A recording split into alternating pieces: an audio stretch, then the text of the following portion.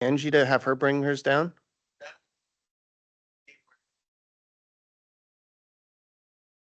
Okay. Whatever you prefer. I really appreciate it. Um, I'm not sure what let's see. Okay, it looks like we're good. Um, Meeting has started. Hey, Tosh. Congrats on your new job. Oh, I'm sorry. I guess I'm sorry. Yeah, come on up.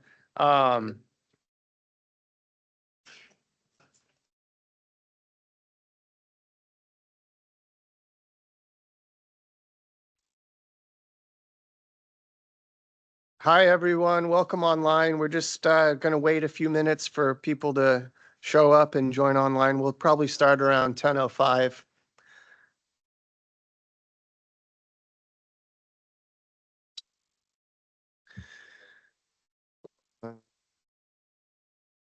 Gonna need. Can you confirm online that the audio is coming through okay? Yes, can you hear me?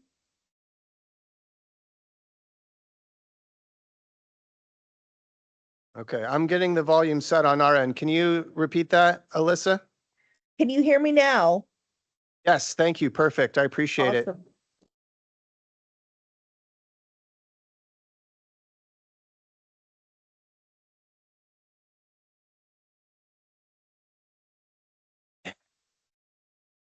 Whatever you're comfortable with.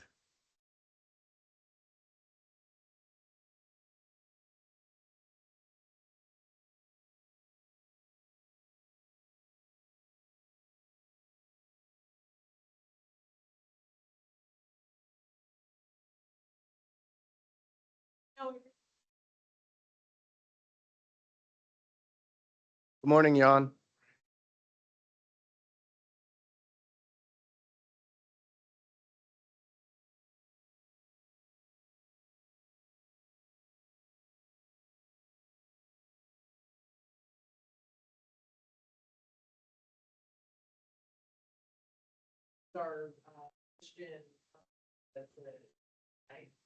So this was from Unfold.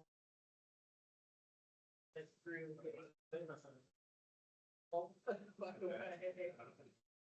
The really tiny that they're there, they're waiting. But, yeah, no, it was, I dropped off the. So I had a little. Yeah, it was our longest. Yeah. It's been harder. I think I need to balance it out with just offside. Oh, okay. Yeah. Down. I'll be. The Yeah, we ran across it. online, they can only hear us.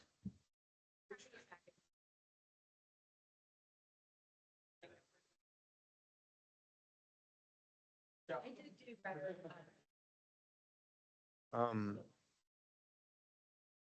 Yeah. They'll only be able to hear us online when Hello. we're speaking directly into the microphone. So, yeah. You want us? Hello. You have to push. Yeah, it's on. It's on. It's on. Yep. That's okay. I think we were at the Last Supper. Yeah, right. So we're going to wait a few more minutes for people to show up in person or join online. And then we'll get started.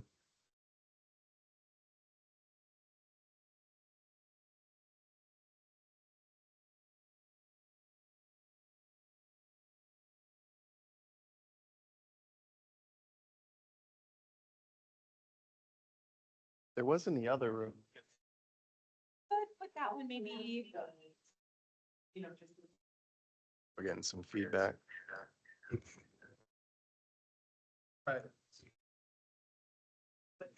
Test, test, test.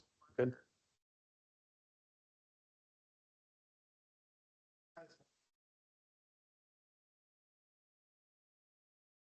Yeah.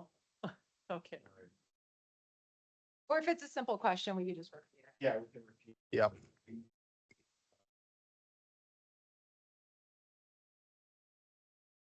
Did that microphone not work? The I one? just don't want to bother trying to Okay, connect something and then sure, disconnecting something else. sure. General question, Morning. Tony, Sorry. Like, regarding it's gonna take complete a second. streets Awesome. and how it's Appreciate you being here. effectively spread by the federal government. How would we?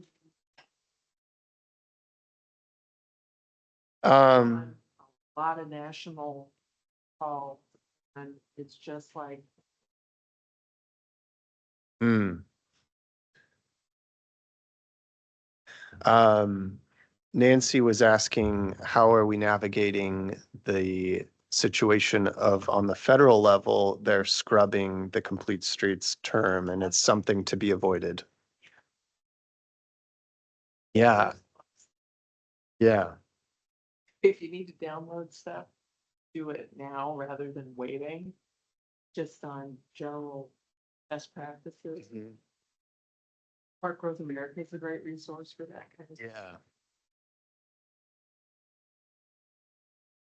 All right. We'll wait a couple more minutes and then we'll get started. Justice for Yeah. we're rephrasing that as areas of persistent poverty. There's so many other things. We talked about that. Yeah. State of mobility report, right? The persistent areas. Yep.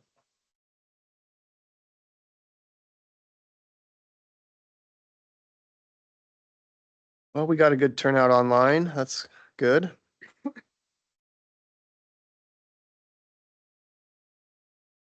I got a couple more copies if anyone needs one.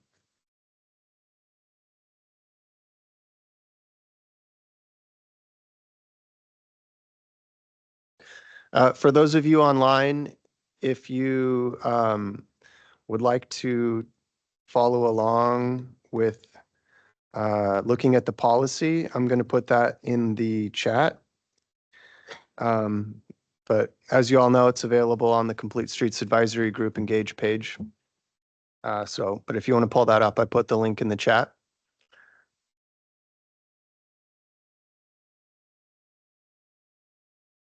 Do you have an extra paper copy? Yeah. I'll look at one. Thank you. All right, well, should we get started? Okay. I'm gonna share the presentation.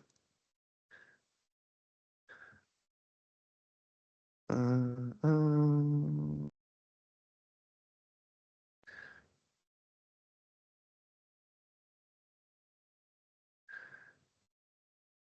um, hmm. Just take a second.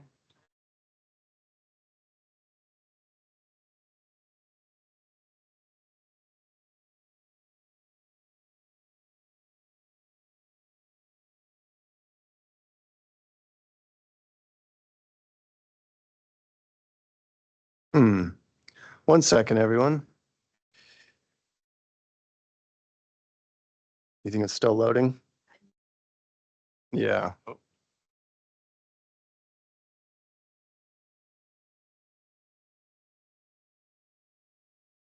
Hmm. Do it not in presentation.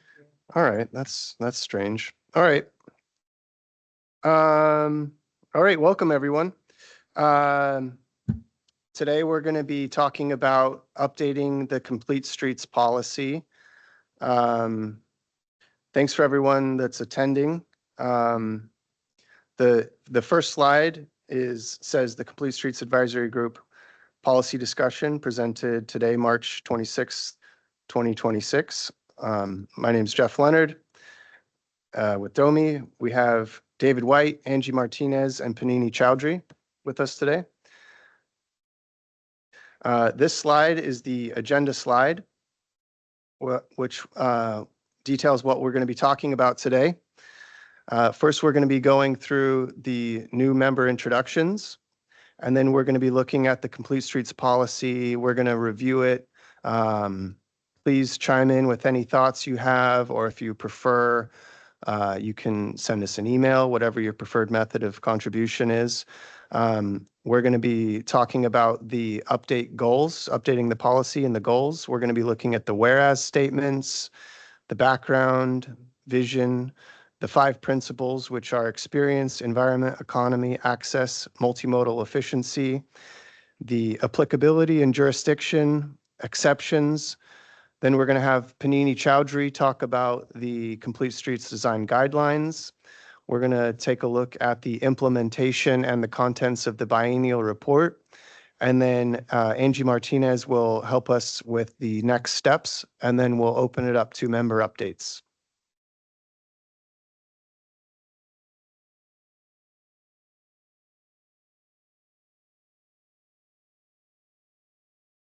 All right.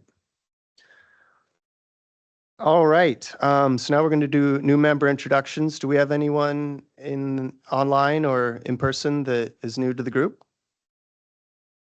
I didn't see anyone in particular. Okay.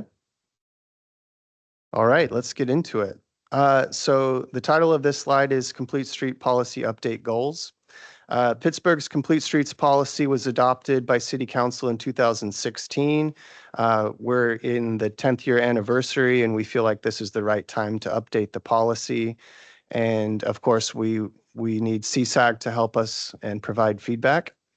The goals are to update the history and background, update the vision statement, reevaluate the principles, incorporate the upcoming Complete Streets guidelines, review the responsibilities of CSAG, review the content criteria for the CSAG biennial report, which is, we'll talk about later, and potentially consolidate it from a 12-page document to something a little more concise and digestible. So the policy starts with whereas statements. There's 17 statements. These are kind of like level setting statements, you know, a little bit of a history sort of thing, declarations. So what we need from you all is, are there things that you think need to be removed? Is there something that we want to add? In these slides, I'm just going to be presenting some things for your consideration, not necessarily recommendations, but just kind of food for thought. Let's see.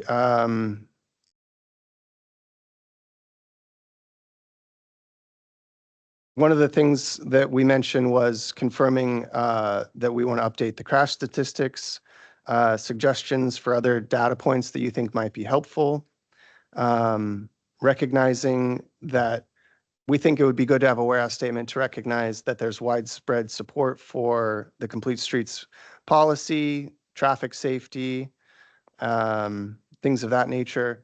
So while you're reviewing these, review the whereas statements and think about things that you think might be helpful to add in. As you can see here on the right side of the slide, the title of this slide is background. On the right, we have a snapshot of the background segment from the Complete Streets policy, and it's pretty lengthy. So for your consideration, one element would be to make it more concise. Brevity is something to take a look at. I think it's important, as you all know, this policy was created before DOMI was created. So it doesn't mention DOMI. It doesn't mention the history of CSAG. It doesn't mention the Vision Zero policy in Pittsburgh or safety projects. So those are some of the things. And just as a reminder, this slide deck will be online for you guys to review. So those are a few points that we thought would be helpful to add to the background. Do you have a comment, Eric? Sure, absolutely. At any point, jump in.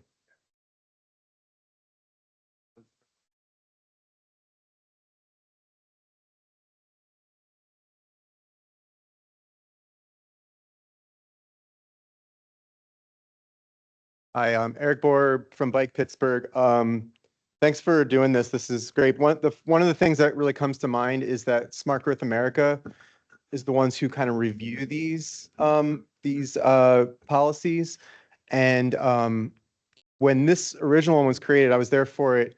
They based it off the 10 elements at the time, and they've since updated those 10 elements to make for a good complete streets policy. So I thought there would be a good whereas statement would be to shoot for a high-ranking policy for Smart Growth America's, matrix or however they, grading system or whatever.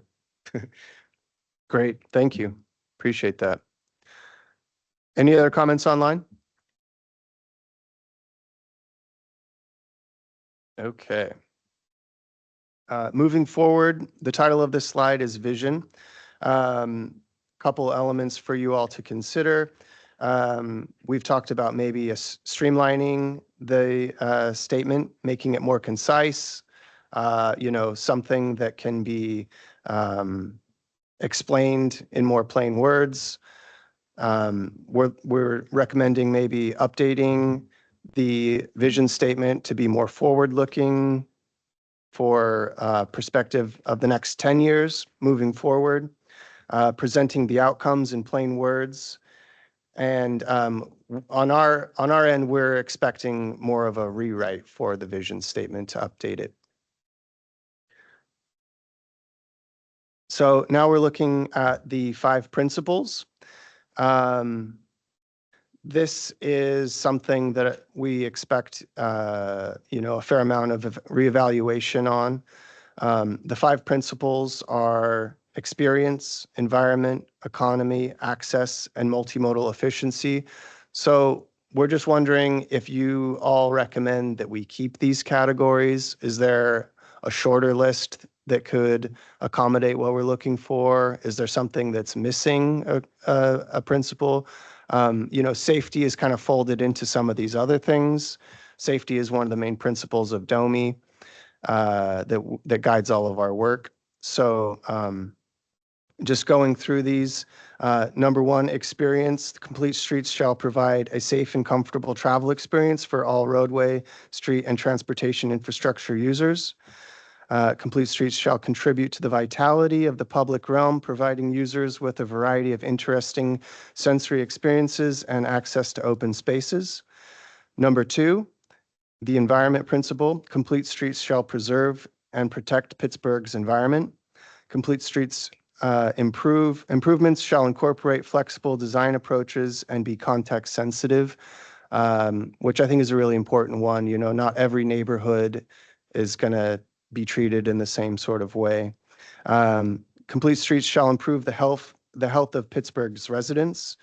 Principle number 3, the economy. Complete streets shall build a stronger, more resilient workforce that has access to multiple mobility options. Complete streets shall be implemented with fiscal responsibility. Principle number 4, access. Complete streets serve all users and all modes. Complete streets are implemented equitably and inclusively throughout the city. And the final principle, multimodal efficiency. Complete streets shall be part of a larger connected network, and projects shall consider all modes in all phases. The city shall incorporate intelligent technology in complete streets when appropriate in order to improve the way intersections and the streets function for all road users. And then the final element of multimodal efficiency is that Pittsburgh's complete streets policies can serve as an innovative model for the region, state, and nation. Go ahead, Nancy. This is Nancy Hirsch from SPC. Are these principles based on a hierarchy? I don't think that they're ranked in an order of Okay. importance. Alrighty, thank you. Yeah. This is Angie from DOMI. This section of the report covers a lot of themes. As I was reviewing the current policy, what this brought up for me is how much DOMI is doing in many of these areas.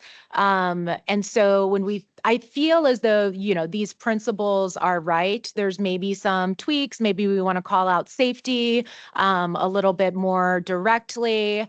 But, you know, the categories here are consistent with the way DOMI is largely identifying projects or thinking about our street design. So when we think about updating this section, I'm trying to figure out how we either raise the bar on, you know, on that work, or where we might acknowledge areas where we may be falling short. So the one that jumped out to me was in the environmental section.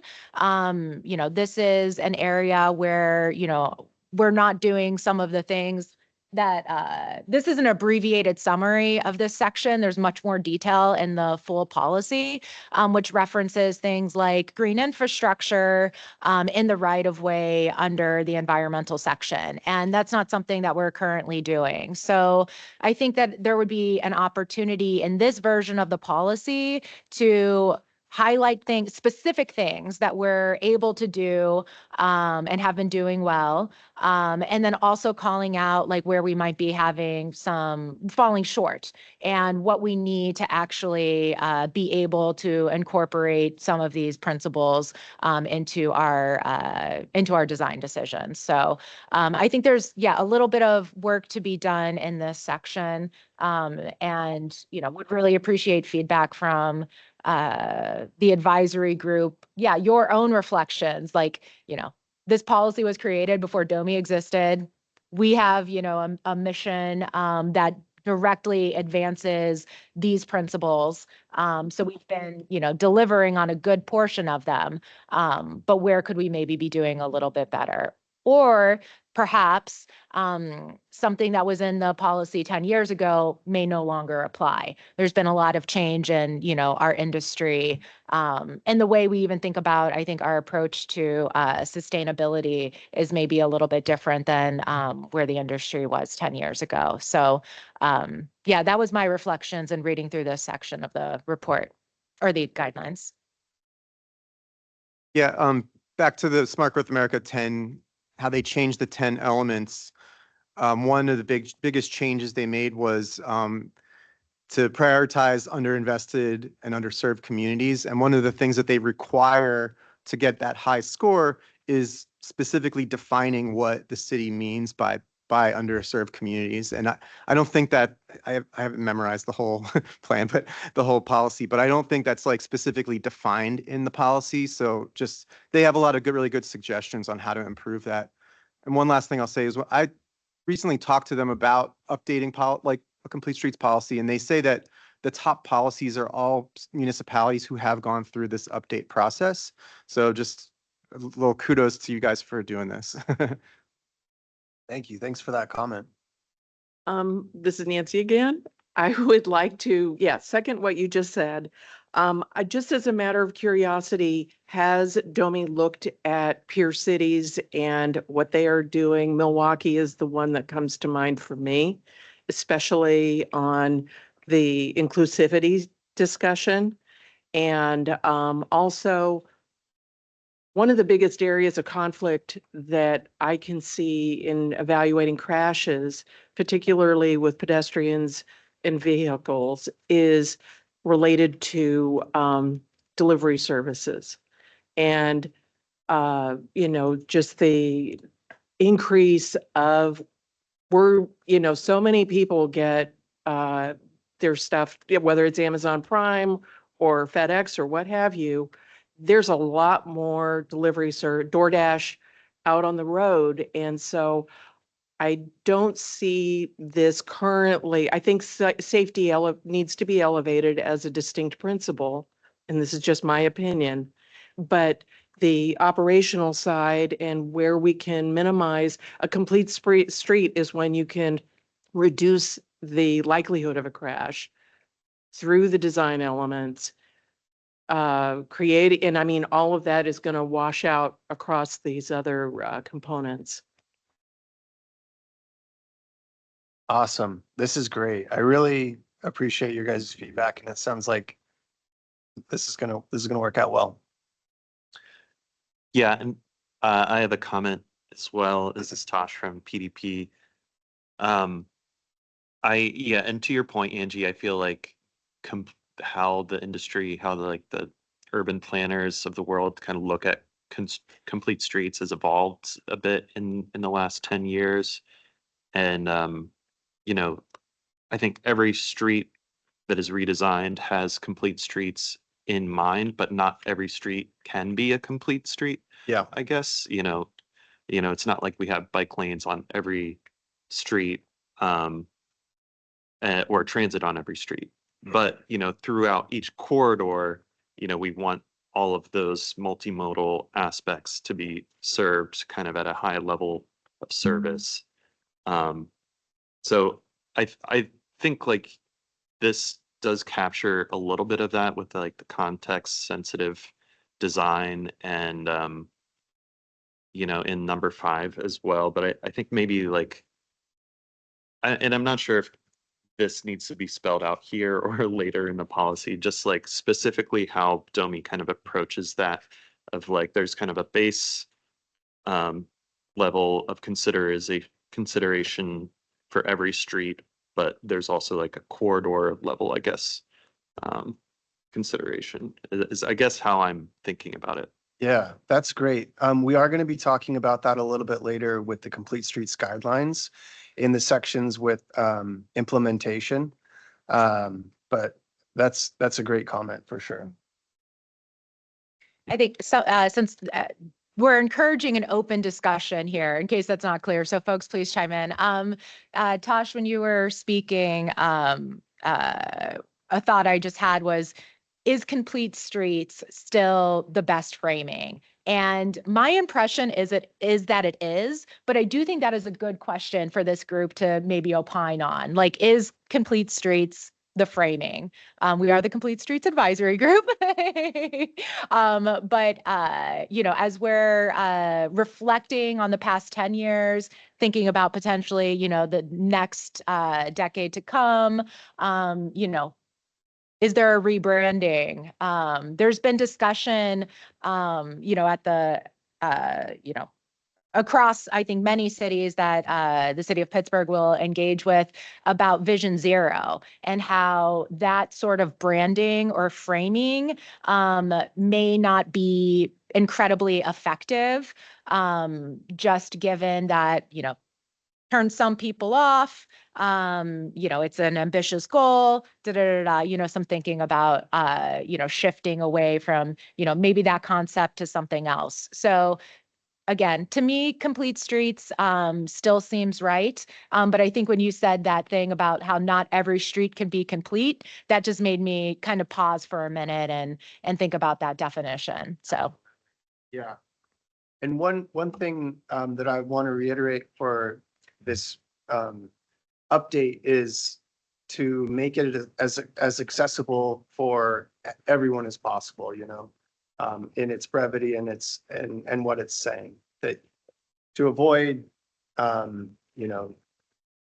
cumbersome terms and things like that, so that everyone can just get the meaning of what we're trying to achieve here. I just had an idea. So if we think about a complete street as having like all the components, like the streetscape, the bike lanes, the transit facilities, et cetera. What about a contextual street? A street that fits the needs of its users and its surroundings, as opposed to this idea of a street that is in itself a complete street. Just thinking about where we're going to go with some of the design guidelines stuff too. Yeah, absolutely. That would make the business community a lot happier. As someone that works in the Strip District, I do think the economic argument and benefits definitely needs to be elevated. So many people, and to your point about Vision Zero, when I was working on the Toledo plan, a lot of people assumed Vision Zero meant zero emissions. And this was at a time when the NEVI grants were just starting to get rolling, and there's still such a tremendous educational part to that we go into meetings assuming that everybody has the same definition of what we're talking about, and nothing could be more wildly different. I mean, seriously. Yeah. I think with that said, complete streets is a pretty household term, at least in Pittsburgh, and it's very descriptive of what it is. And, you know, representing one of the main advocates for complete streets, I don't think we ever were under the illusion that every street would be a complete street. And it's like a holistic approach, you know, it's sort of taking a step back, making sure that we're thinking through it all. And that's kind of if it's, you know, if it's in the policy and we follow it, for instance, you know, the idea is that we are thinking it through, and you need a really good reason why you're not going to make a street complete, for instance. Yep. As long as we're following through with what the policy says, then it should kind of play out in a best case scenario. So anyway, that's a vote to keep the term complete streets. And, you know, maybe there's a way to recognize that more holistic approach, but I don't think that anyone's under the illusion that every street's going to need to have a bike lane on it, for instance. Yeah. Let me pause here. I've got a warning sign on my Teams. I just want to make sure that we're not. Is everything okay? Yeah. Okay. I don't know what that icon means. All right. Any other thoughts on the principles? Online?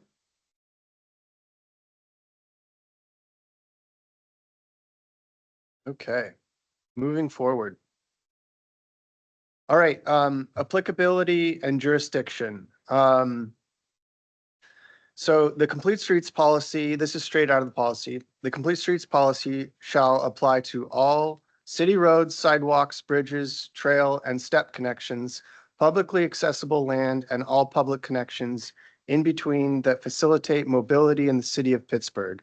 This policy is applicable to the construction of new streets, the city's annual paving program, and large-scale utility work. So this is really, really important to have in the complete streets policy.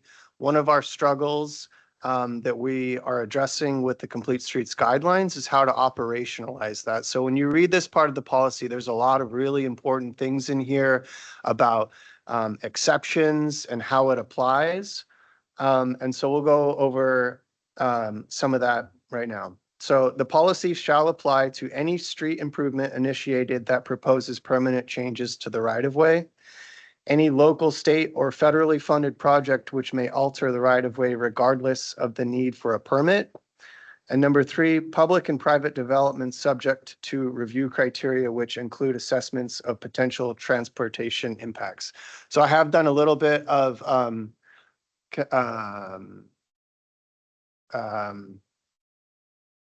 streamlining on what it says, you know, so I hope that I've maintained the spirit of it. Please dive into it in its entirety.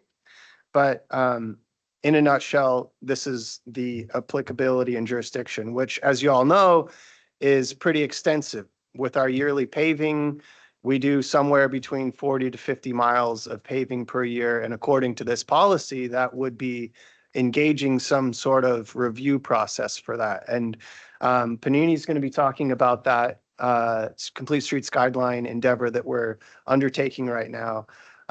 So that's one step that we're taking, moving in that direction.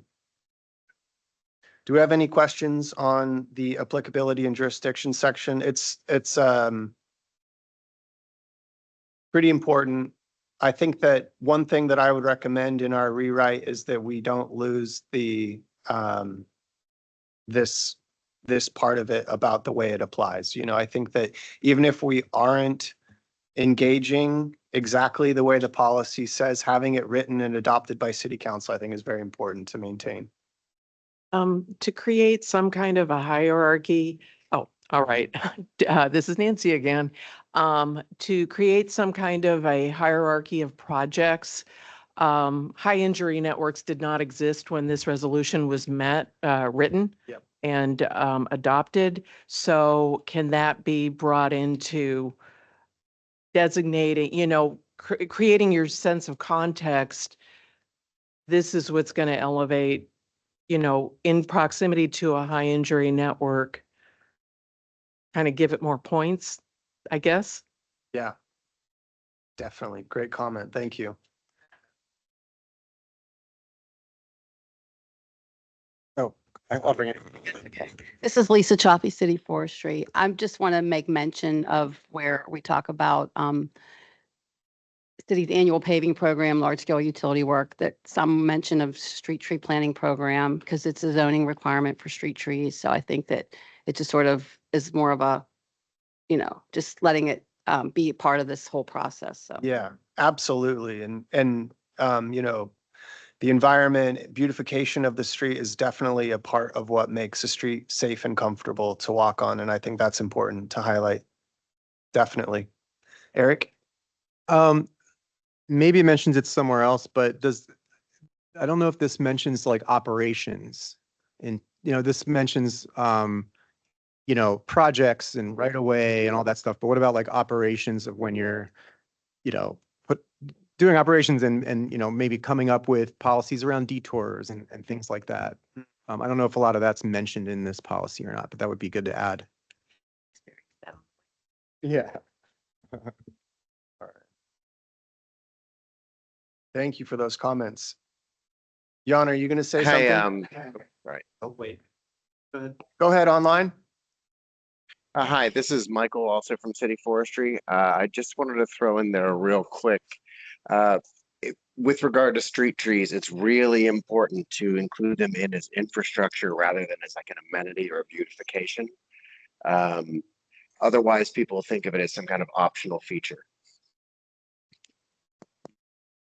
Great comment. Thank you. Jan? I'm just curious, and I probably should know this already, but the definition of publicly accessible land seems like all encompassing. Like, I'm just wondering what does and does that not capture? Ooh. What's that? The question, Jan was curious about the phrase publicly accessible land, which can be a pretty broad statement, and it's probably written that way to give us as much leeway as we feel we need to achieve a complete network. But I don't know exactly the edges of what that statement might mean.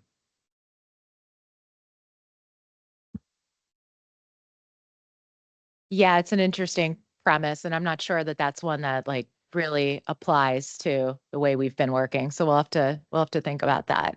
One thing I do want to share with this group is that last year was the first year that DOMI was able to successfully collaborate with our utility partners. Folks that were doing work in the streets had to, restore the surface and then the pavement marking.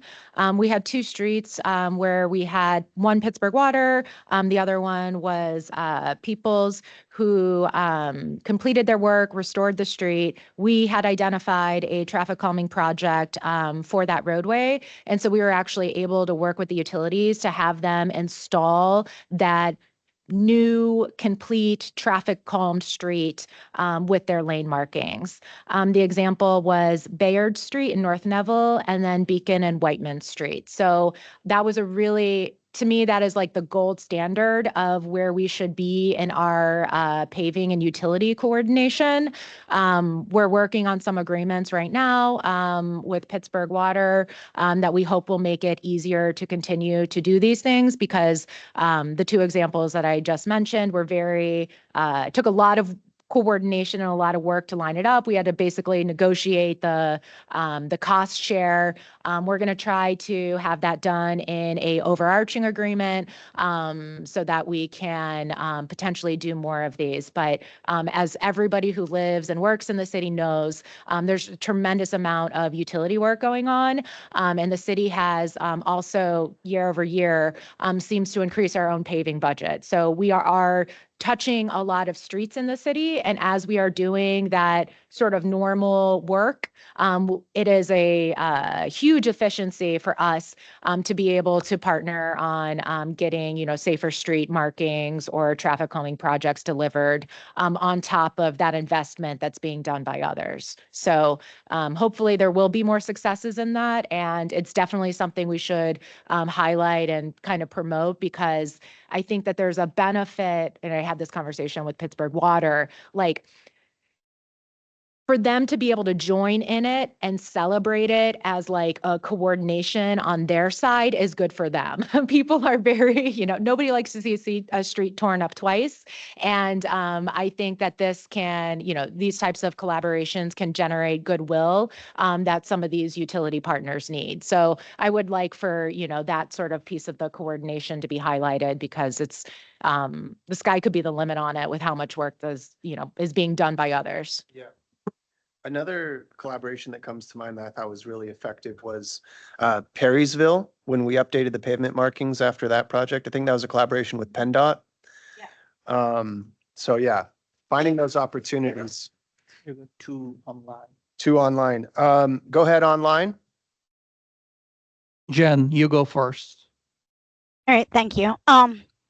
Especially when we're talking about tree pits, I just also want to bring up being mindful when where we're placing those and what we're placing, especially around bus stops.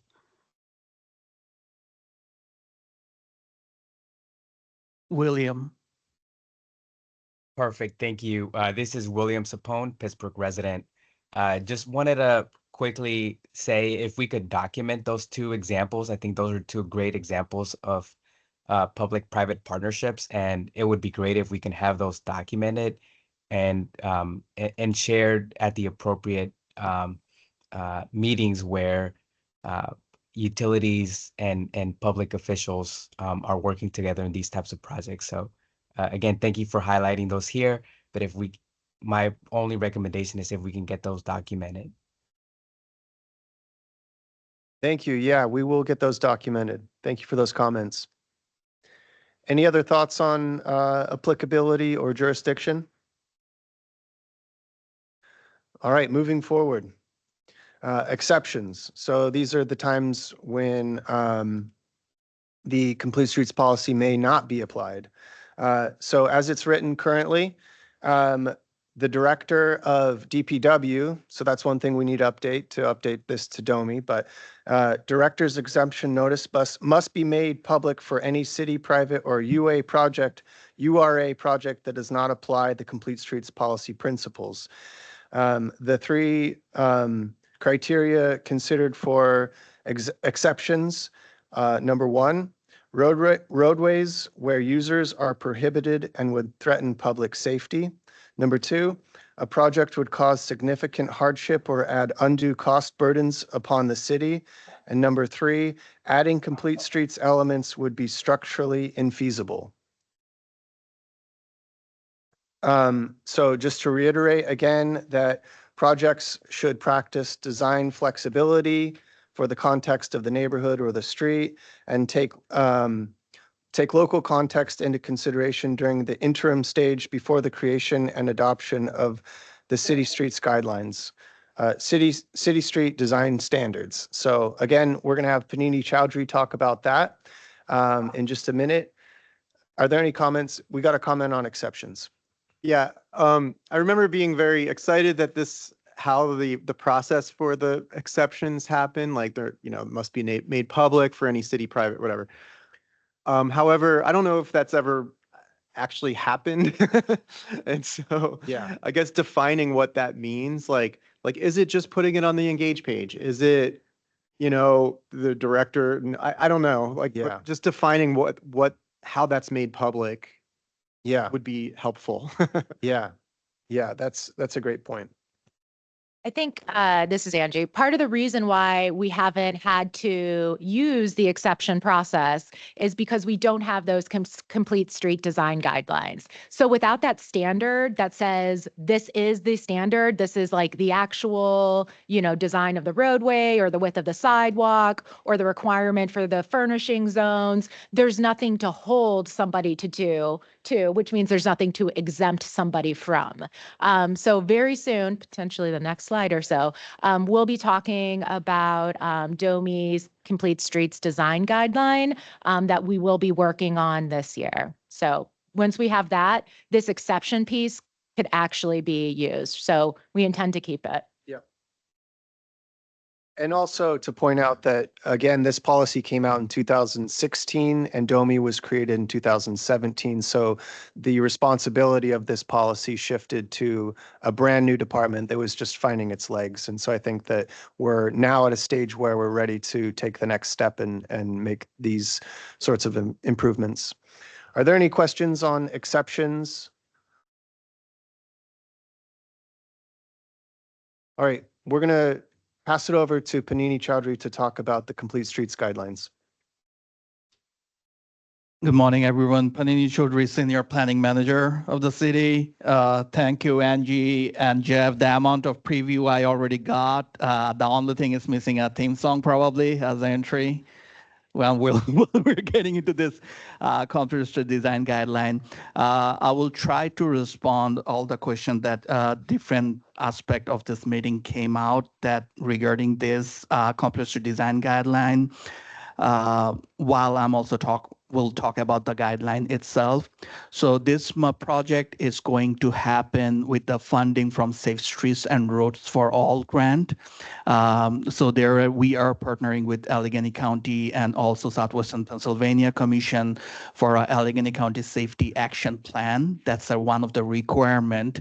And when you're doing that, you can also apply for something called demonstration and additional planning. So from that one, we applied for this money. We roughly got around $1.6 million to do 5 different projects.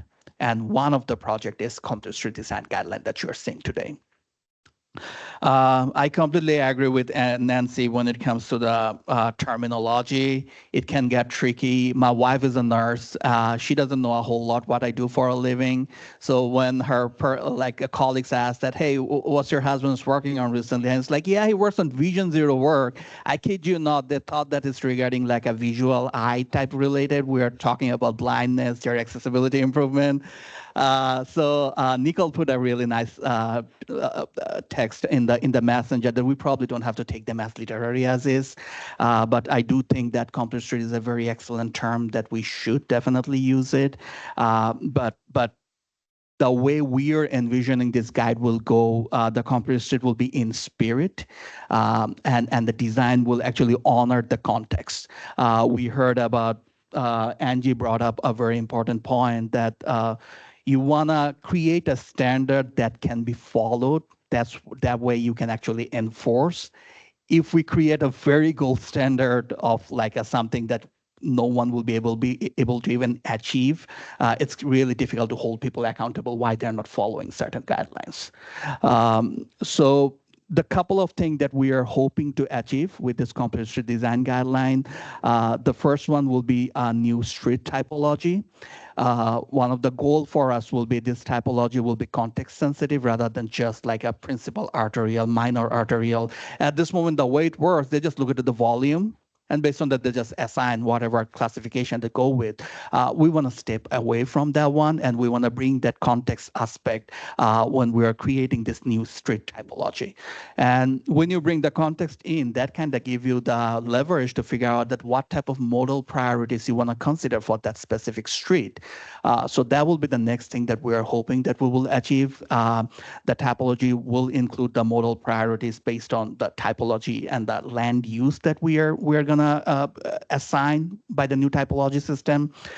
Then we will also get into the design and the cross section. Like Angie mentioned, we have a policy, but it doesn't necessarily have any implementation example where we can hold everyone responsible. And that's the fight city constantly has to fight with the developers and the private entities that work in the city, because we don't have anywhere to point to. We can tell them, yeah, we want you to do this. Then they come back that, is there any document or guidelines city actually have approved that can show that I have to do this? So our hope will be with this guideline, we finally will have something in written so that they know that if the road is this typology with this type of modal priorities, we want that road to look like this. And that's where that speed of complexity rather than literal complexity comes to play. We know for a fact we don't have the right of way like many other communities surrounding Pennsylvania. Like when you check the design guideline from Ohio, the Michigan one that they're working on. I looked into the design guideline from Virginia. Really nice. Those are like really tier one cross section. Everything is separated. They have all the buffer space that you are looking for. We barely have enough road for the cars to move by, let alone those separation. But one thing we cannot compromise is the safety. One thing we cannot compromise is the accessibility. So whatever context we are going with, those will be the key thing. Maybe we won't be able to create dedicated bike facility, but how we can make sure that that mixing that is happening here, how can it be as safe as it comes? The mixing that's going to happen at the intersection, how we can make it as safe as possible. So those are the type of contexts we will try to flash out as much as possible on those design and cross section. We also want to look into the curbside management practice, creating a hierarchy of curbside usage and also the appropriateness based on the type and the modal priority. And that's where the furnishing zone will come into play. That's where the tree plant, tree pit locations, stuff like that will come into play. We definitely will try to provide as much guidance as possible based on the street type and the modal priorities we're identifying. This is money. This money is coming directly from Safe Streets and Roads for All. And one of the requirement that wherever you're spending this money, it needs to be safety focused. So that's why this compulsory design guideline that we're working on, we are gonna call it Vision Zero Focus Compulsory Design Guideline. In spirit, that's what we try to do, right? This whole compulsory design guideline, modal priorities, typology, context, we're bringing all this so that everyone can feel safe the place that they are utilizing. So so we are gonna like put a little bit more emphasis on the safety aspect than our traditional compulsory guideline that focus more on the policy side. This document will focus more on the implementation side, like how the road will look like. Those type of information will be much more prominent on this guideline because the policy itself, you all are working on the policy side, and we're gonna take cue from you all how we are working on those implementation of the policy side that you all are deciding here. And then the last topic will be whatever work that we do, it is very important that public right-of-way accessibility guideline, PROAC that we have, we actually vet all this treatment to that lens. So explicitly, we will address the universal design and the compliance and make sure that those requirements and the standards are embedded, the guideline that we're gonna work with. We are hoping this project will be roughly around 12 months from start to finish. We completed the bid process. We have multiple bid that we are reviewing at this moment. There are a couple of big names in there. A couple of them we kind of discussed here. Eric brought up. Many of those entities are also in the mix in there. So we are reviewing those like the bid, and hopefully we will make a decision pretty soon, which consultant we're going to go with. And from there, we are hoping it will take roughly around 12 months to finish that. And we wanted to make sure that this guideline is not necessarily just something that city is creating. So there will be engagement opportunity. The way we have the setup of the project at this moment, we will have at least 3 targeted engagement. First one will be city staff and the stakeholder who actually work on the right of way, whether it's a DOMI, city planning, public works, art commission, planning commission. We'll have one meeting exclusive with them, with the work that we are going with, the recommendation that we have in mind, how it align with their experience. We will come here to the Conference Advisory Group to discuss on those. And also we're gonna reach out to the bike pack advocacy organizations that we have in the city. And then we also have a separate meeting with the safety partners who are making sure that our roads are safe through design or enforcement. That means our public safety, PennDOT, SPC, Allegheny County. We will have a separate meeting with them also on this discussion. And before even finalizing this plan, we are also actually planning on come back again, have a public meeting.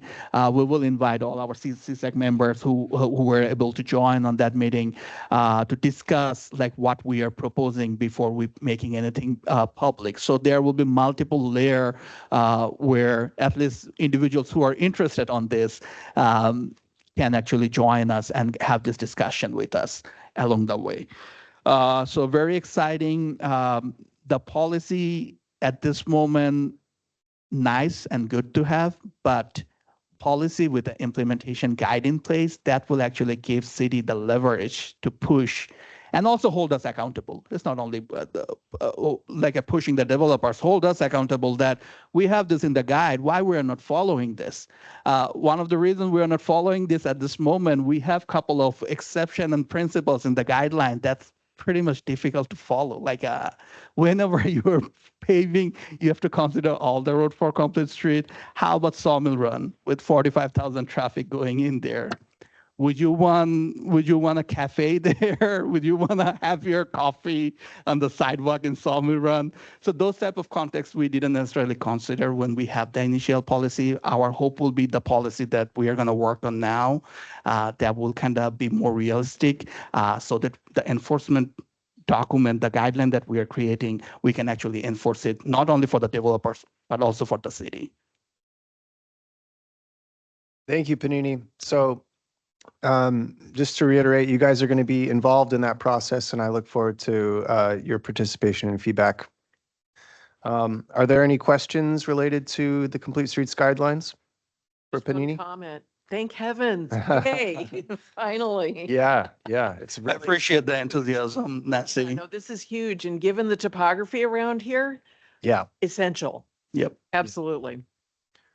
Question, in the first iteration of this group, we did do exercises like working toward the design guidelines. Is that work being revisited or were we just restarting it?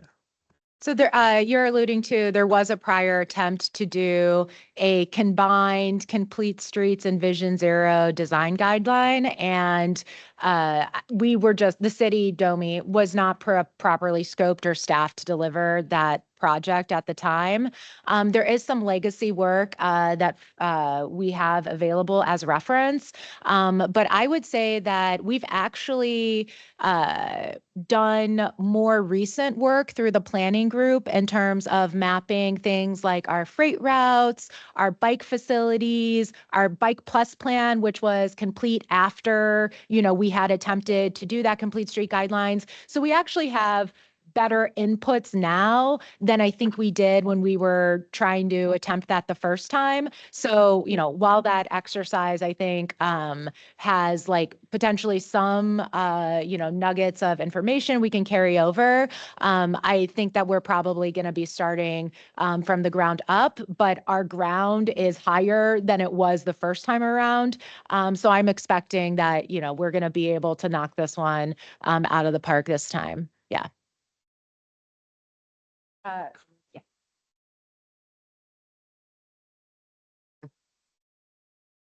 Hey, good morning, everyone. This is David White. Maybe it's just for my own benefit to talk out loud, but there may be at least one other person that might appreciate the context. My understanding is that the Complete Streets policy is a really kind of short, public-facing document that this group can have a lot of influence over. It just happens to be that at the 10-year anniversary of that policy, this group is engaging with rewriting it and refreshing it. It just happens that at that same time in 2026, the city is also creating a design guidelines. The design guidelines will act as a sort of reference tool for the planners and designers at DOMI, less of a public-facing document, although it certainly will be public, but less of a way to engage with the public and more of a design guideline that planners will use to help make decisions in the rights of way. I'm simply kind of putting into context that I hope that this group can put a lot of energy into the policy, which then the team at DOMI will use to influence the guidelines.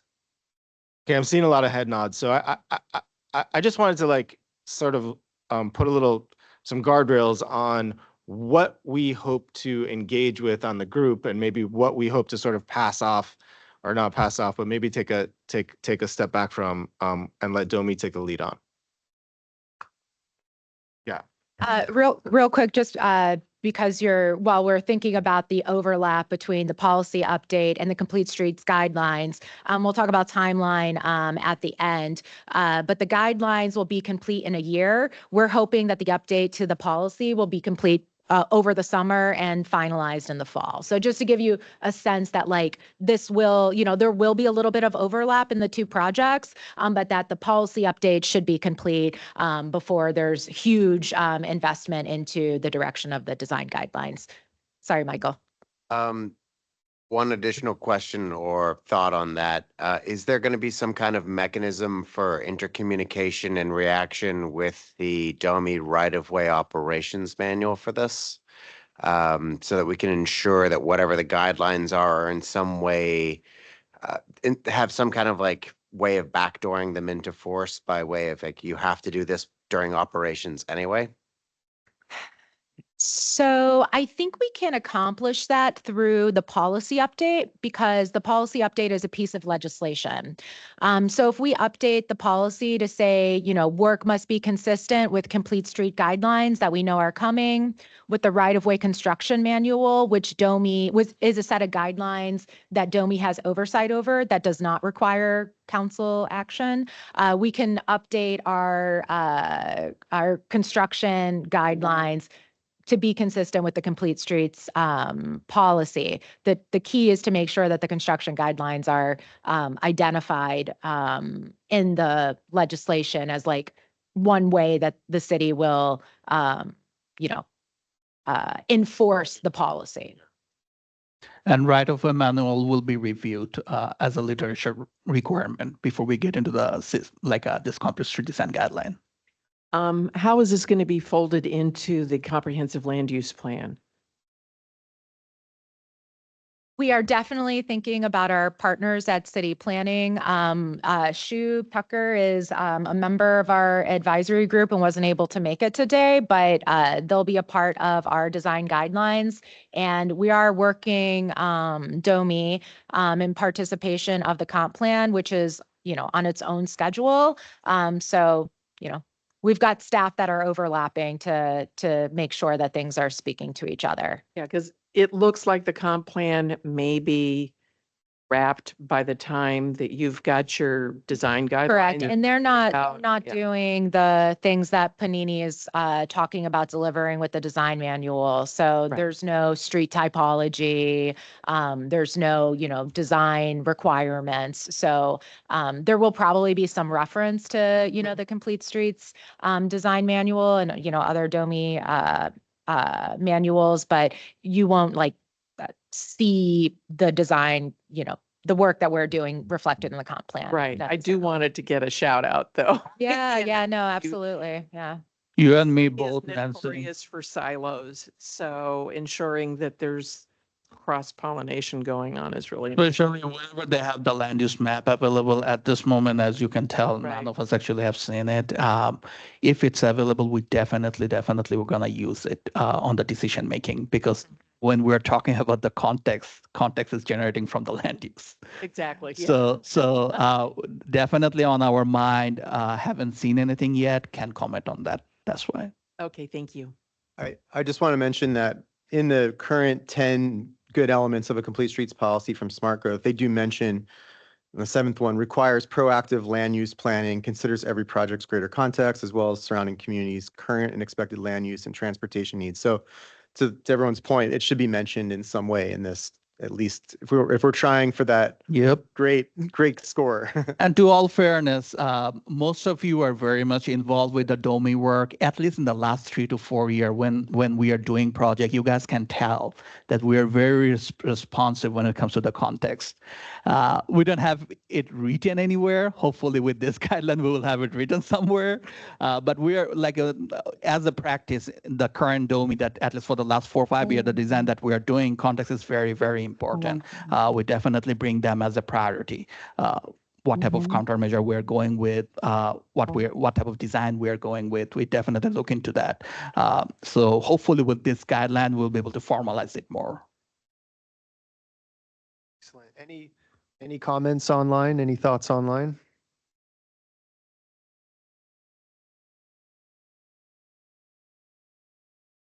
Okay, moving forward.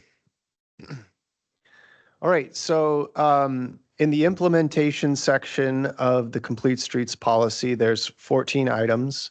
One of them talks about the establishment of the Complete Streets Advisory Group. I encourage you all to review all 14 of these items under the implementation section, specifically the establishment of the Complete Streets Advisory Group, if there's something you feel like needs to be added or removed. And then finally, item number 14 is the criteria for the the biennial report that we deliver every 2 years. Right out the gate, we recommend from the DOMI side that we extend that timeline to 3 to 4 years. So we'd be interested to see what you guys think about that. We feel like 2 years is kind of short to make a report that has enough time in between them to demonstrate change and kind of quantify that. So we are recommending that we bump that out a little bit to be every 3 or 4 years. So please chime in on that.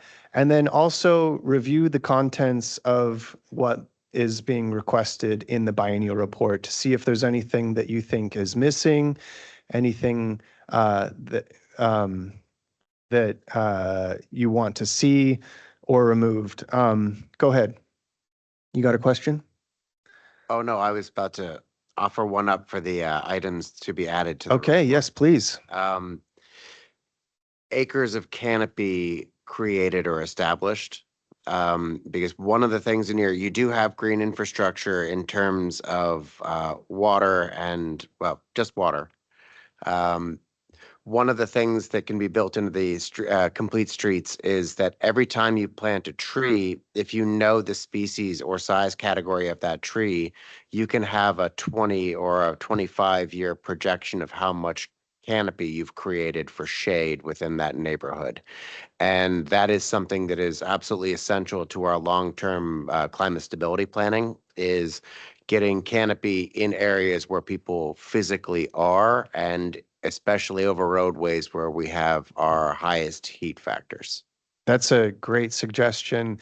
And as Angie was mentioning earlier, green infrastructure is an area that we want to focus more on, that we don't feel like we've been able to measure appropriately. And so what you just described, I think, would be a great way to measure that.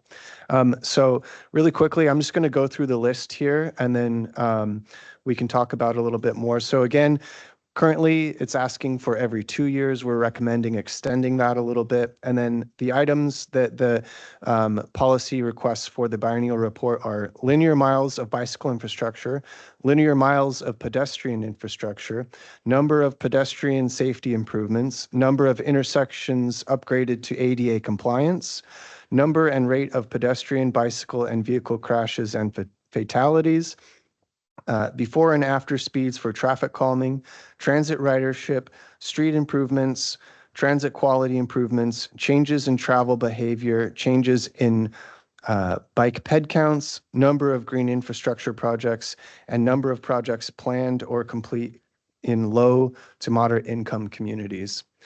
So you guys are familiar with the biennial report that we've produced, the last two. Most of these, we are doing a great job on, I think that we're presenting the information well, and it's accessible.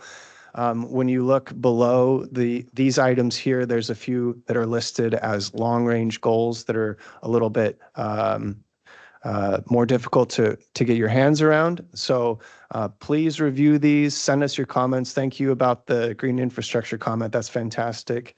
So that's what we're currently looking at. And so in the implementation section, this is really the information that applies to you all. Who's in the advisory group? Are we missing anyone? Is there something we need to add to that? And then as far as the biennial report, this is kind of us presenting our work in a digestible way. So you guys most of you have been here for both biennial reports that have been presented in 2023 and 2025. You've provided feedback. This is another opportunity to provide feedback about something that you think is missing or that we can elaborate on, or the context. So spend some time in the implementation section, and this is an opportunity for us to reevaluate the group itself and how we can improve what we do as a group. Go ahead, Nancy. I would just make a suggestion. I fully appreciate pushing out the date on a full report, but it might be a good idea to have a one-pager highlight that's annually, so that you can keep stuff in front of mind of the general population. Yeah. Portland does a really good job of that, and they're just, basic infographics. It's not detailed, but it shows and encourages Portlanders that we're getting closer to, the ultimate goal of Vision Zero, but also making a way more livable environment. Great So I suggestion. like the idea of highlighting all the good stuff. And by the way, I use your little nifty Excel sheet on all of the traffic calming. So that gets that information that you provide, other agencies use to show the work that's being done regionally. The table that's online? Yep. Okay, yeah. Great. Love to hear that. Love to hear that people are using it. Yeah. Go ahead. Yeah, I think it's worth recognizing that this policy happened before the Bike Plus plan, pedestrian safety action plan. And so I think this part, the performance measures could reference those plans, or have like what percent toward completion of the plans, or whatever, just some sort of reference to those plans itself. And I also think that it was a little weak on the transit side of stuff. I feel like at the time it was like, well, that's PRT or Port Authority then does that, and I think that there's it seems like a lot more cohesion between PRT and DOMI like today than there was back then. So maybe there's a way to incorporate transit improvements a little bit more strongly. Great suggestions. Yeah, I'd love to leverage more, I think, the work of our partners. I think I saw Clara on the line from Tree Pittsburgh.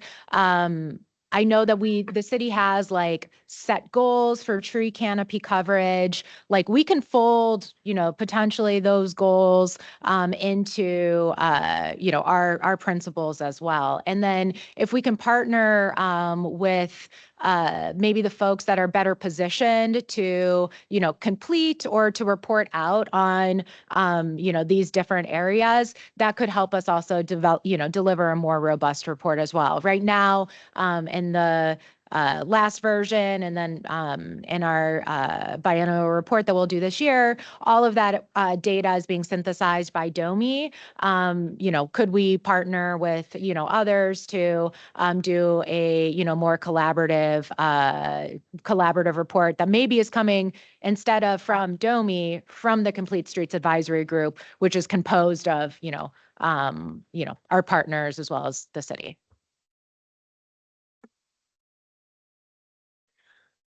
Go ahead, Jan. Not to toot my own horn, but I think something about engagement or number of engagements could be useful too. I think, a decade ago, definitely 20 years ago, you kind of had to be crazy to see these as like possibilities, but the number of advocacy groups, like ped groups that have established people coming to meetings to talk about it, I think is indicative not of like us not moving fast enough, but actually moving at a pace where people see it as a possibility.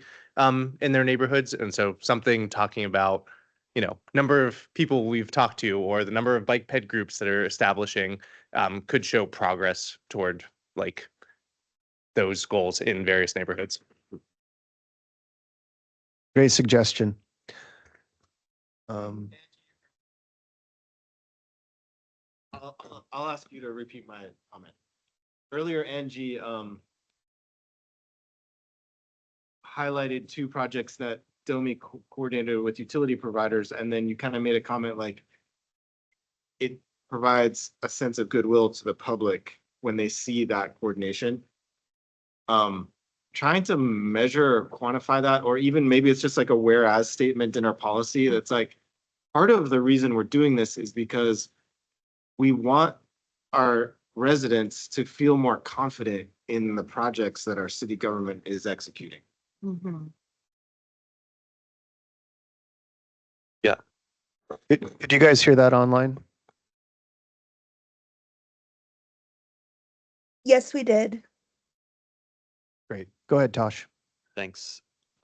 Looking at this list, I think it could have a curb management element, which a lot of good momentum has happened in the last 10 years. I'm not exactly sure what that would look like, but the smart loading zones are a great thing to mention, and potentially bike parking too. I know Domi supports and would be a great metric there. It's hard to know what, in terms you would kind of frame parking, like typical vehicle parking. Is, removing parking a good metric, or is it probably not good to include in something so public facing?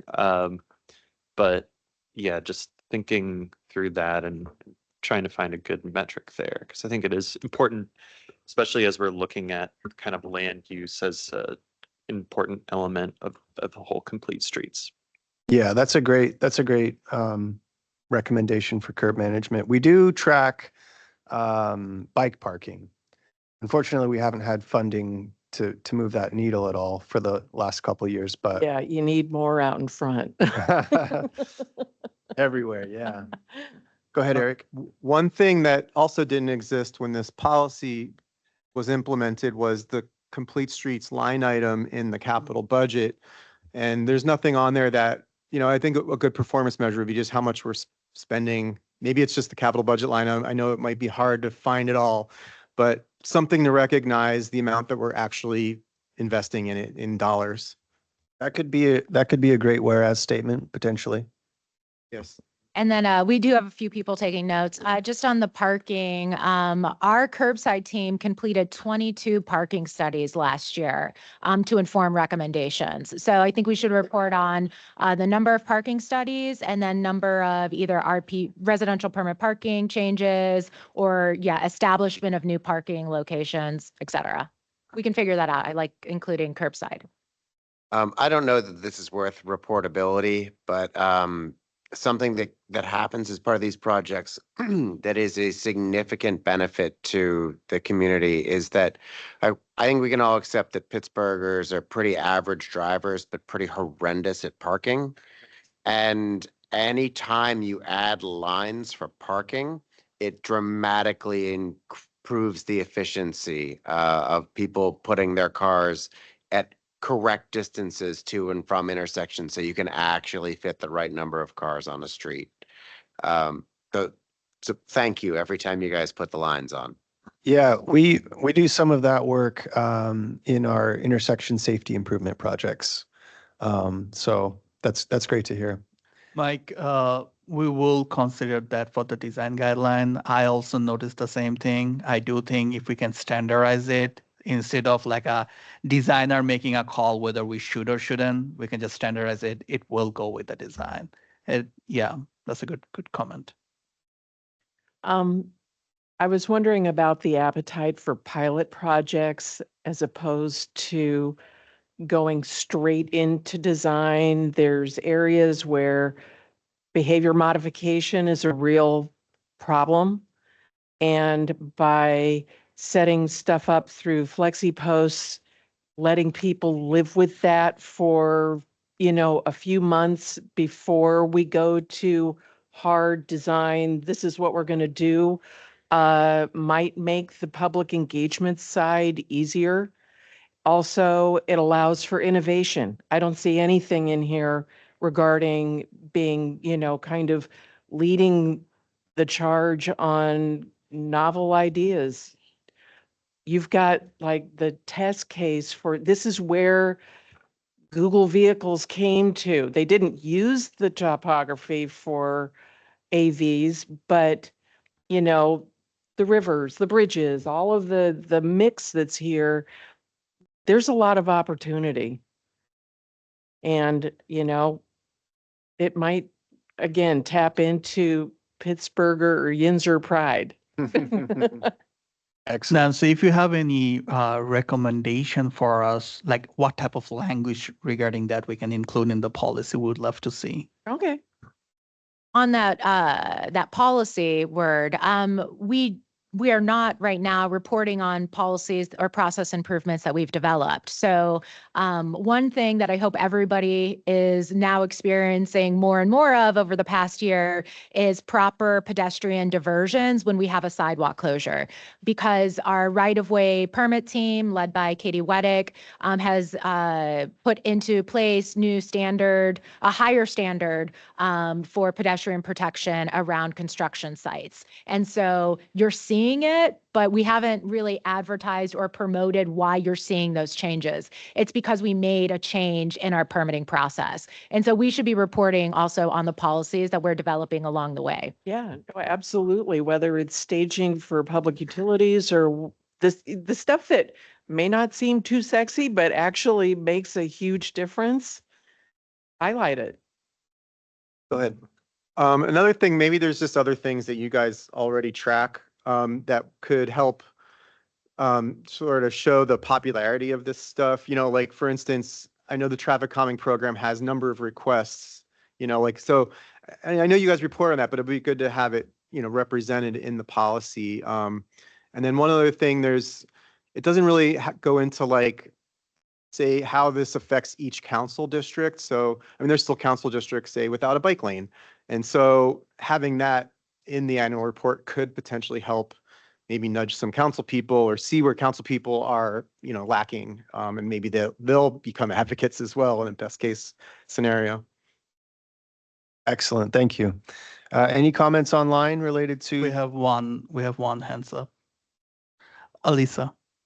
Yeah. So I wanted to bring up the work that the Safe Sidewalks crew has been doing with the Department of with DOMI. For those of you unfamiliar, Pittsburgh Walks worked with DOMI to create a sidewalk assessment tool that we're using to assess the conditions of all the sidewalks and curb cuts in the city.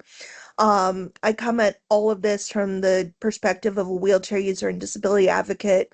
It would be interesting to see something added about, obviously this has to wait until the entire assessment is complete, but having something in there about, repairs and, what the data shows and how it's being used to, shape what we do, especially in high need areas in terms of repairing sidewalks and, the city going in and doing that. Great comment, Elisa, and thank you for your efforts with the sidewalks crew. I think that's a great recommendation. Anybody else have thoughts on implementation? We're collecting all these, and of course, David will guide the process for you all. But any other thoughts on implementation? All right. Well, I'm going to pass it over to David White to talk about the areas that we are requesting CSAG focus on.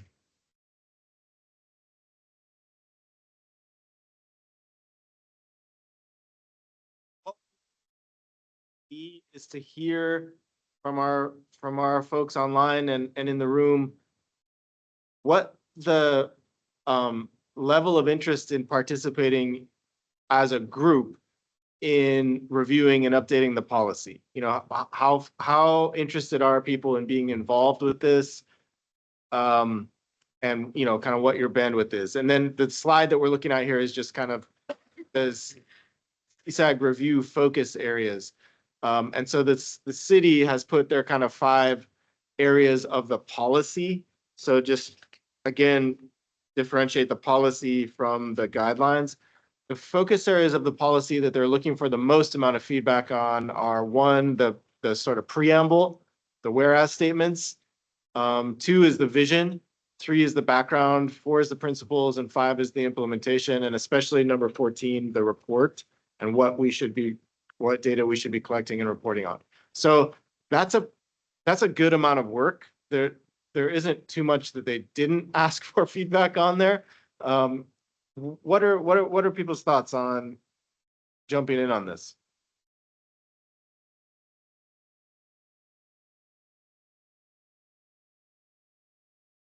So I think there's the first question is, do folks want to be involved in the actual writing, putting pen to paper? Seeing some nods. Yeah. And then we would assume that, you know, there would be a draft, which everybody would have the opportunity to review. Yeah. So to the extent that people are interested in actually, you know, today was just a brainstorm, but actually like, you know, putting words on paper, we can look at putting together a subcommittee that will meet, you know, separate from the advisory group and can actually like work on content. We could keep our next CSAG meeting as, you know, another, you know, extension of this if everybody wanted to kind of participate in it. But I think if we have, you know, if there's a few people who are interested in putting and able to put some time into it, I kind of like the subcommittee idea. I do too. Yeah, Okay. I also like that. I think we could even right now hear people who are willing to volunteer. We could call it, you know, a subcommittee or a working group, but this would be sort of like the policy committee or subcommittee or policy working group. We also had a smaller group jump in last fall to help us review the the capital budget recommendations. So we sort of have a precedent for this. We've done like a kind of budget working group or budget subcommittee. And so I think forming or, you know, semi-formally acknowledging a policy working group of the Complete Streets Advisory Group, I think would be really helpful. And I'd love to even have maybe another person named as the chair of that working group or the sort of leader of that working group, besides me. And so if there's a way to get that done, I don't know if we have the time to do that right now, but I feel like that'd be a really helpful next step. I'd love if that group could meet at least once, but maybe once or twice before our next full CSAG meeting. So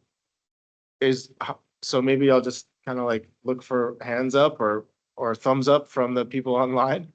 Cool. I see, you know, four people here. I'm kind of taking notes myself here, but so it's Nancy and Tosh and E-Rock and Mike. Anybody online that would want to participate in this?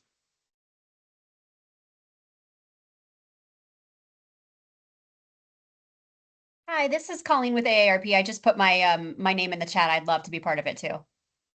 Awesome. I'm not trying to capture that with everybody here. Our next. Jen also wants to participate from PRT.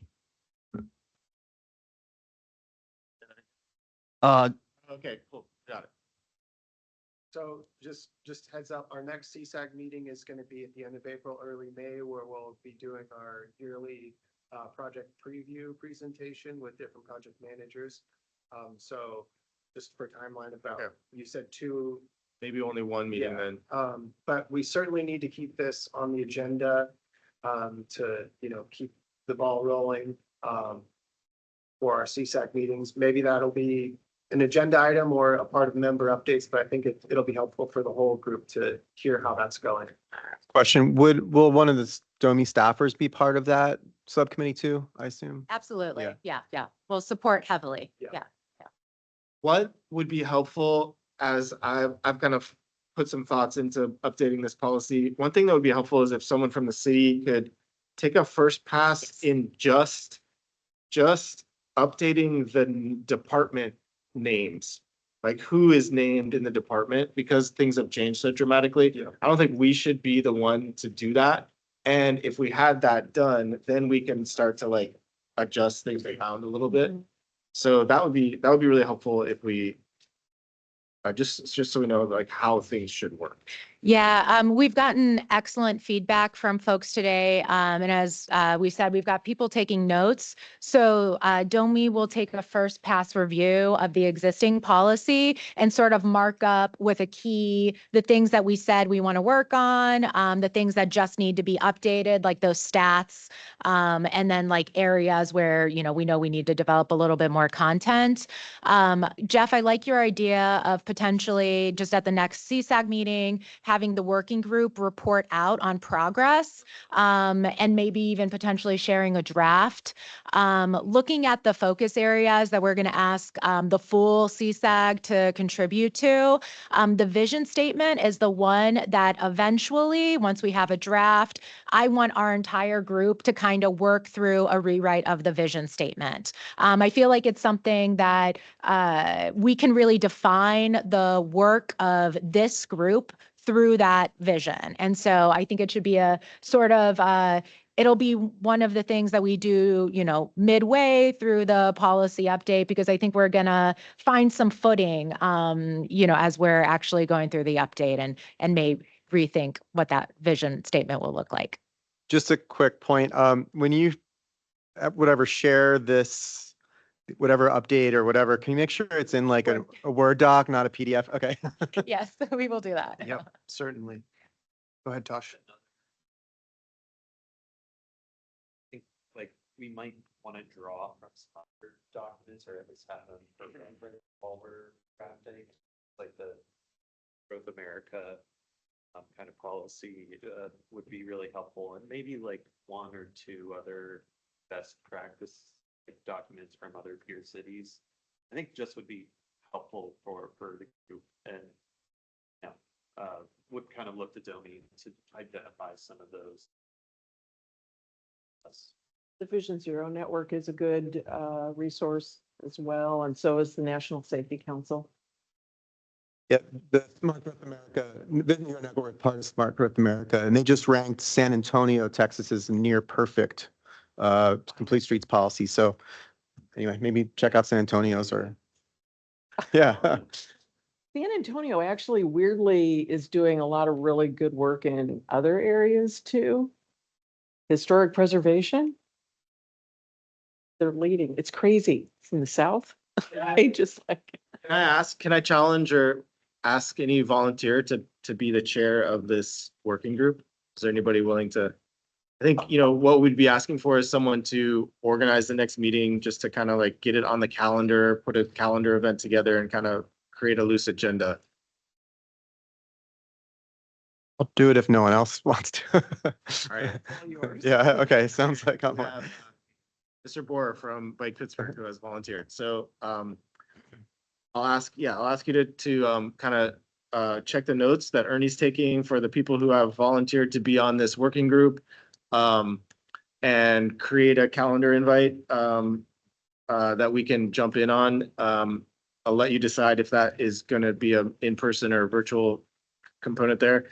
And then it sounds like some type of shared folder that we can access some of these documents would be really helpful in whatever platform we're using. So maybe if you could pull that together too, and if anybody wants to start dropping reference documents or like examples from other cities that they're really inspired by, you know, we'll just kind of like throw stuff in there. Yeah, and reach out to me if you need anything from the city side for this. Happy to help. Cool. We've had a really robust conversation, and this has been fantastic, but we're approaching, we've got about 30 minutes left and we've got some things to move through. So are there any final thoughts on this really quick before we move through the rest of what we need to get through? Okay, excellent. So now we're going to talk about timeline, next steps with Angie. Yeah, so I think we covered, what our plan is going to be to actually tackle this. The city will take the lead in setting up a digital workspace. We'll do a little bit of, we'll scratch the surface on the best practice research and especially that smart growth policy, Smart Growth America policy, and a version of the policy that the working group can actually start to mark up. We'll bring that back to the committee, some form of update at the next meeting. This is a piece of legislation, which means it's going to have to go in front of council. So we will definitely want to identify at least one, potentially several council members who want to be supportive of this effort. It's an excellent opportunity because this means that we'll, actually be called to the table to talk about our complete streets policy. And so, potentially, leveraging, this update to highlight, this group's good work. I'm really looking forward to, when we're there. And as every piece of legislation, this will need to be signed by the mayor. And I would love for this to be something that Mayor O'Connor is interested in highlighting. I know that Bike Pittsburgh and some other advocacy groups or just, interested residents have reached out to Mayor O'Connor's team asking to reaffirm the commitment to Vision Zero.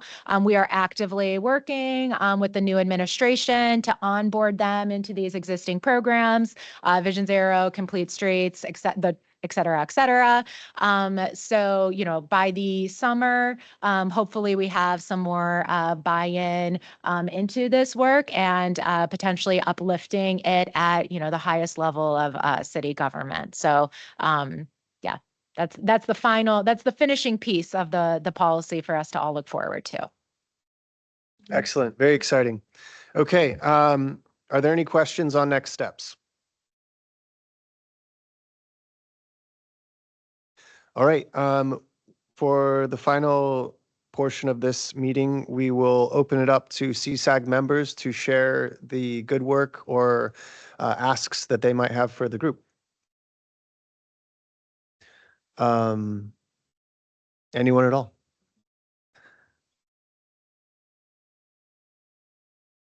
Go ahead, Nancy. Okay. Later on this year, I'm going to kick off the development of an ITS deployment plan. So that is intelligent transportation systems. Right now PennDOT is reviewing, right now PennDOT's reviewing the regional operations planning. And so any connections or people that might be interested in being a part of that, just let me know. And I will include you in the initial outreach.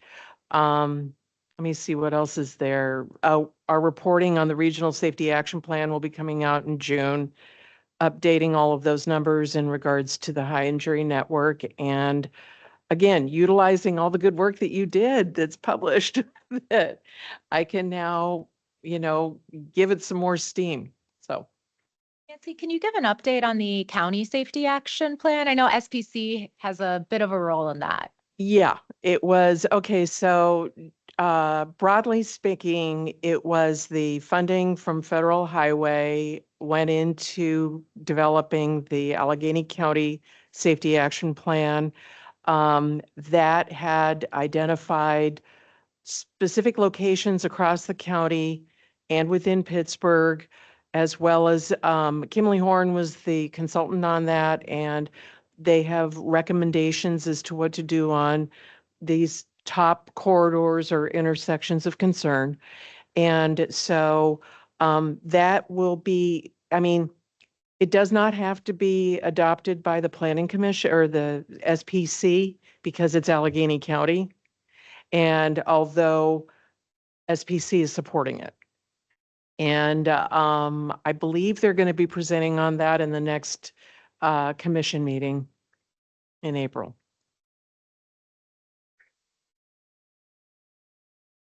Alisa.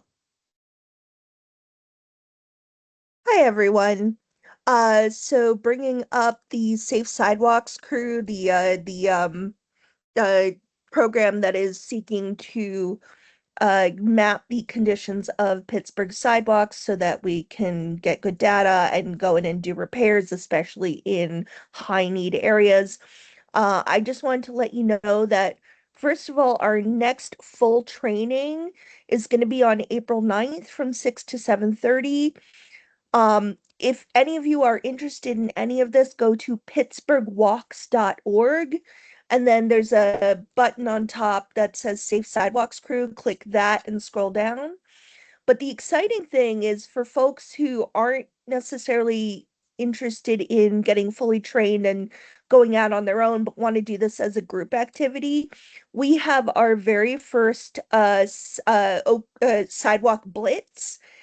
So we're going to be doing Oakland. We have this Saturday, the 28th at 10:30 a.m. We're going to be doing West Oakland. And then on April 11th, we will be doing South Oakland. So there's signups for both of those. And then we've also got some blitzes coming up in April for the West End and Manchester. So big things. A, we'd love to see you there because, the more volunteers, the more work we get done. But please share this with your networks. If you there's ways to sign up for the mailing or mailing lists that are on the website and whatnot. But spread the word around because we really, our goal is to get every sidewalk in the city mapped so that we can improve conditions for everyone. So that's all. Thank you. Thank you, Alyssa, for everything that you guys are doing there. Stephanie. Hi, everyone. So next month is Distracted Driving Awareness Month, and in our last subcommittee meeting, we had talked about our Vision Zero subcommittee meeting. We had talked a little bit about doing some social media pushes on this subject. So I just wanted to bring it to this group to see how we could work better with you guys if you guys are already planning some posts about this or some social media about this. We can uplift your stuff, if you can uplift our things. I just wanted to pose the question to the group on the best way to go about that for next month.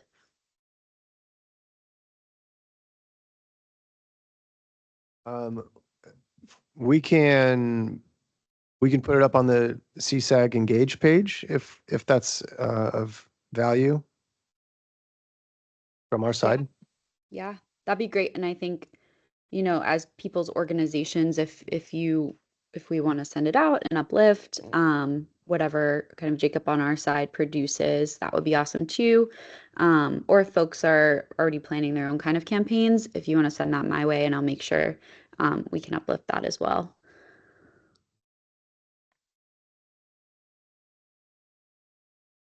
Thanks, Stephanie. Thanks. Hi, Tosh here from Pittsburgh Downtown Partnership. I can share just some updates. I swear this will be the last time I talk about the NFL draft at one of these, but that is only a month away at this point. And you may have seen the announcement yesterday from PRT regarding some of their additional service planned for the event. I think the kind of dialogue that came out of that was really great, where there's a lot of encouragement of just to use transit if you are commuting downtown during that time of April 23rd, really through the Saturday of the 25th.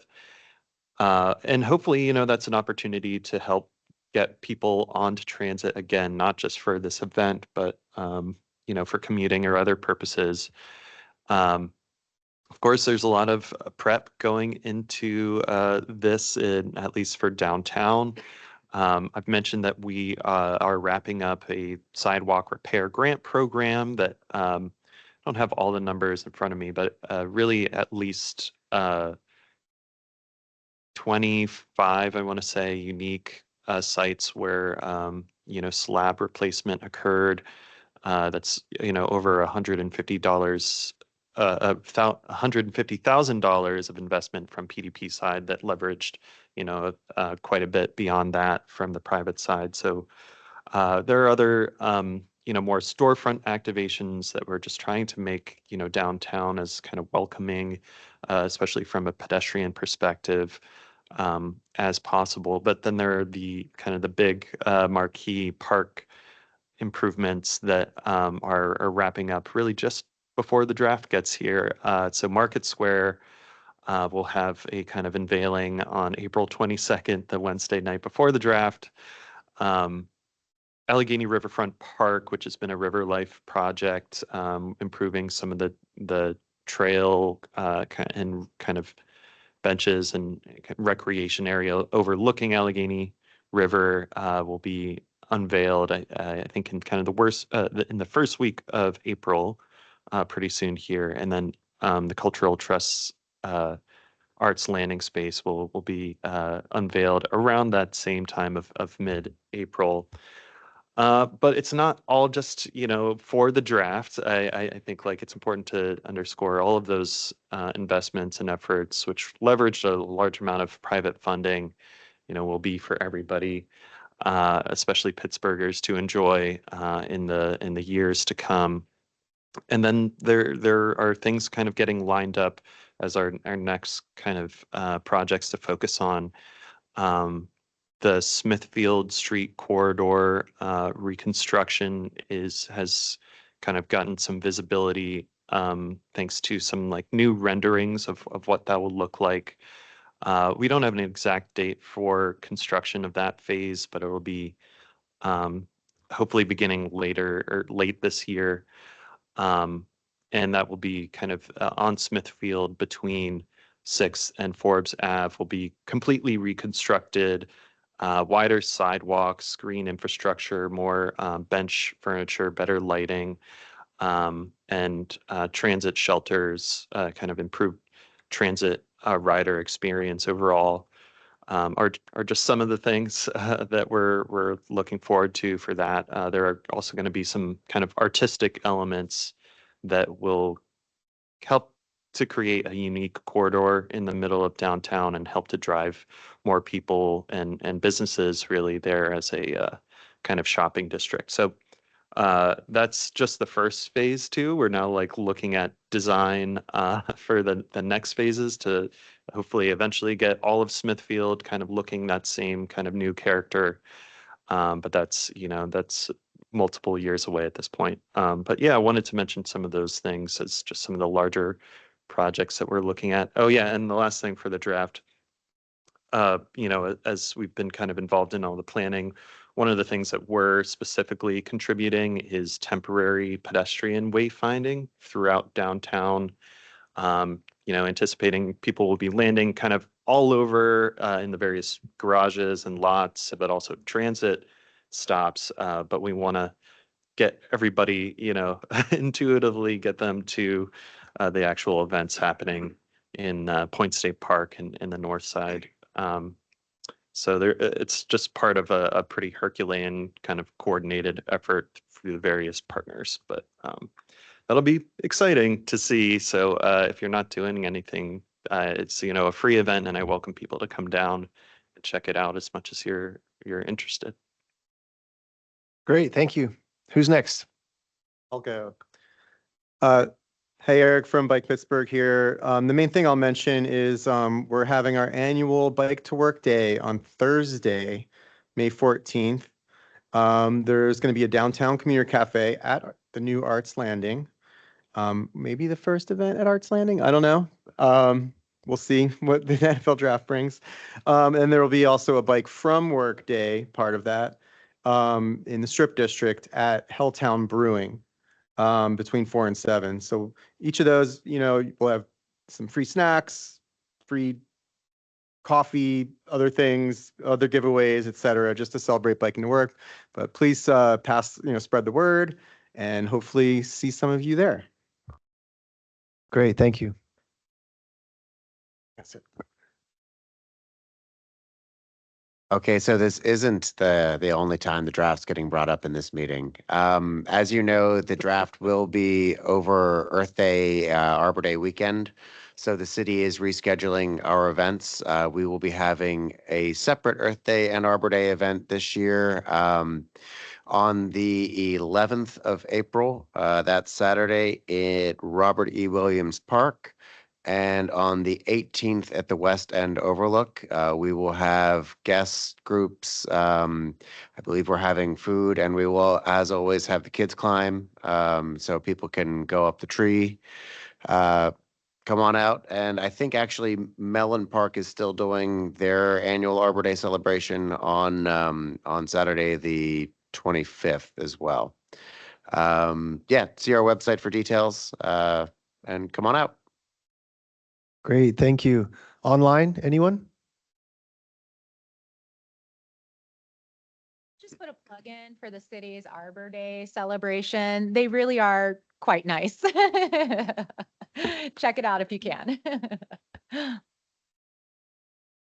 And Tosh, if PDP is comfortable, maybe in one of this session, we would actually love to learn a little bit about the sidewalk grant that you guys partner, because I feel like that's a really, really cool idea that we should try to promote more. Bringing city on stuff like that, it would probably have like a year long just paperwork rather than actual project done, but you guys just get it done.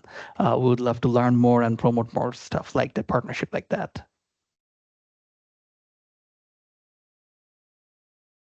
Okay, great. If there aren't any other final comments online, just a quick recap.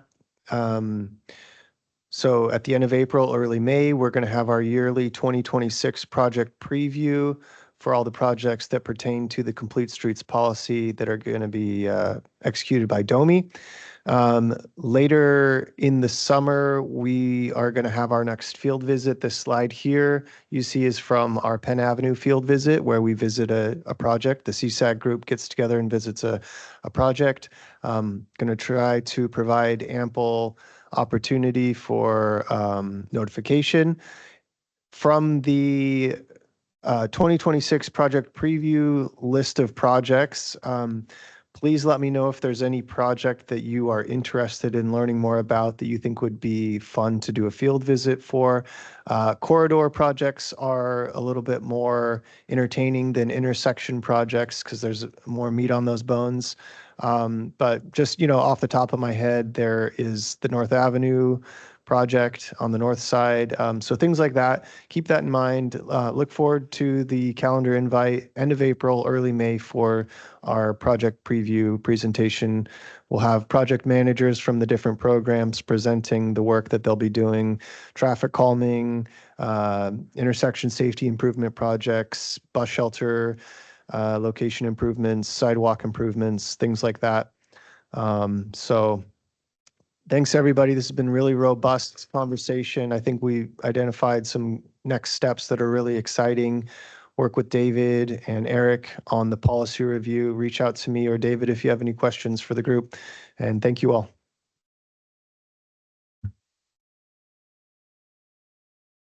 Panini, Thank you, everyone. this is Elisa. Did you get me on the list of people with the policy committee? Saw it in the chat. And we'll Cool. make a call. We'll put it in the email too for members that were not able to make it today as well. Okay, if there is a different disability person who can do it, that would be lovely, but we need someone and I can make it work. Okay. Yeah, I hear you on that. Thank you. Okay, have a good one. See ya. Thanks, everybody.